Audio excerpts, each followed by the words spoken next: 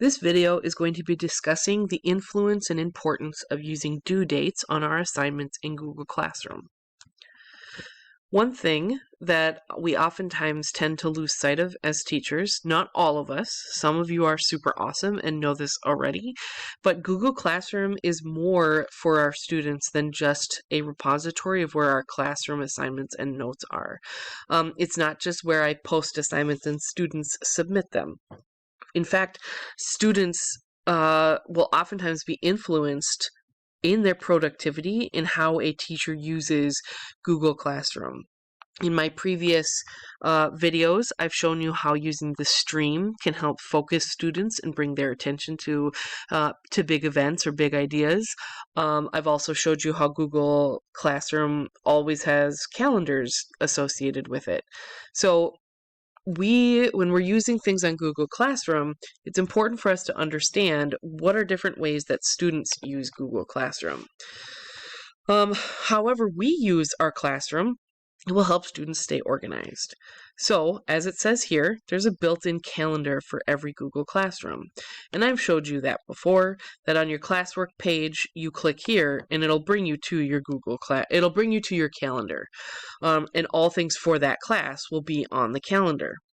So, for example, you can see, get out of here, you can see that I already know, right here, this is from that class. This is from that class, so I can see that there's an assignment that's due there. Over here is where I can see all of the different classes that I'm a part of, and their material will show up on my classroom calendar. So that's one way that Google Classroom can help us stay focused, or it helps students stay focused, is they have a calendar. There's also notifications that show up in each classroom to alert students of upcoming assignments. So what that looks like, if you haven't seen it before, is right on the side here, you will see upcoming. So a student will see this right away. Anything in the upcoming week will show up there. Another thing that happens is students, when they show up, like this is an actual student account. So these are all classes. But notice how in the class for basket weaving, as soon as I look at this assignment, as soon as I look at the classroom tab, it tells me what assignments are up. So I can see just by logging in and looking at my classroom that I've got assignments that I need to be working on or working towards. There is also a nice to-do list that students are becoming more aware of. Now, I will admit that this is not as commonly used by students, but if we train them to use it, they will use it more effectively. So some teachers already know what this looks like because teachers use it. This is the student account again. If the student clicks to do, they will see so they can list all of their classes and any assignment that they have to do here. If they want to look specifically at a class, they can look here. Okay? Like I can see like, oh, I have an assignment that doesn't have a due date that's listed here. However, I also have an assignment that's for next week that's listed here. Or something that's even later than that might be listed there. So they can actually go through. They can take a look also at their missing assignments. Oh, poop. Look at all of those missing assignments that I did not complete. So this to-do list is quite handy for students. But it's only as handy as we make it. We need to make sure that we are using Google Classroom as best we can to facilitate student learning. And I understand that our jobs are insanely stressful. And there's like 1,000 things that you have to do every second of the day. But when we're putting together assignments and assessments on Google Classroom, we can make our job easier by making sure that we add a due date. The thing is that I wish this wasn't true, but not many kids use planners anymore. Like, there's going to be some that do. But I mean, let's get real. The schools, the middle school and the high school don't even give planners anymore. So that expectation is kind of out the window. I'm not saying that we need to abandon that idea, but we need to embrace how students are using other resources in order to keep themselves organized. So electronic devices, such as their phones or their laptops, their Chromebooks, are going to keep them organized. And so, again, that's why it's important for us to always include a due date for an assignment. Okay? When you include a due date, they will show up everywhere. Okay? So, for example, here, I can make that due date. Once I put a due date in my assignment, that's when it'll show up. So, for example, the student sees, I'll go to basket weaving. This is my favorite class of all time. So I see, I've got my history report, baskets that were done in history whenever it decides to load. This seems real life, right? There we go, it loaded.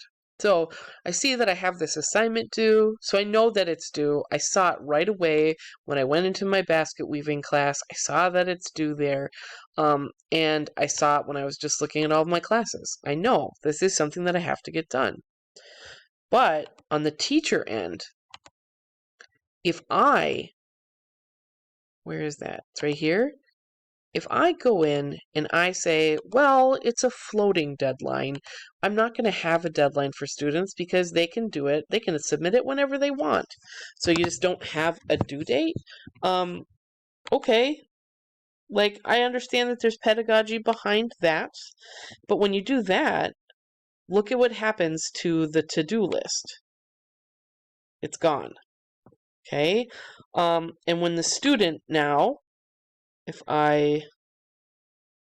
Yep, look at it, literally just disappeared. Did you watch it disappear?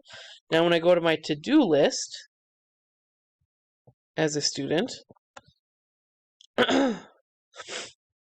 so like this is not, I don't see it even listed here as not having due date. Not there. Oh, that's a quiz, but that's a due date.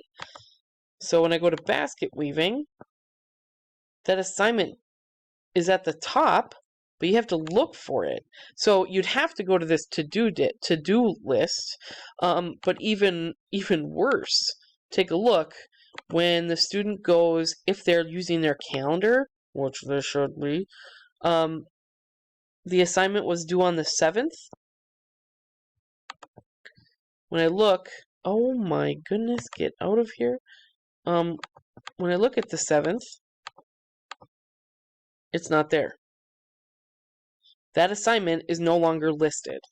And so it doesn't show up in the upcoming assignments listed here.